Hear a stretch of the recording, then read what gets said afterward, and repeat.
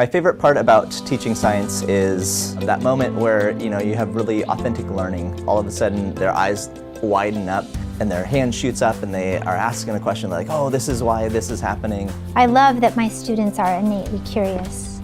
They're trying to make sense of everything they see and everything they learn. My strategy is to immerse them in the science and engineering practices. I want those things to be habitual.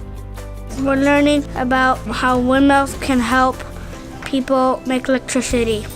The challenges that I have in science are every kid comes from a different point. And so how do you create a classroom environment that everyone's moving forward and everyone's making progress? The practical skills that students build in my classroom are how do you work effectively with a team? How do you make sure everyone's involved? How do you make sure that everyone has a role and they're fulfilling that role? Another big one is communication. There's a lot of processing of information and that processing doesn't happen on your own. The most I like about science class is that you get to use resources to build projects and solve problems. In science, I like doing the projects because you learn a little more when you're actually doing it yourself. The Washington State Science Standards have really improved engagement for our students.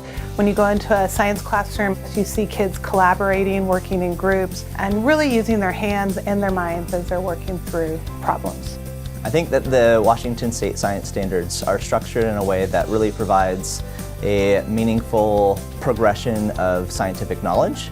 And so the skills that students build, the cross-cutting concepts, the science and engineering practices, those are all common.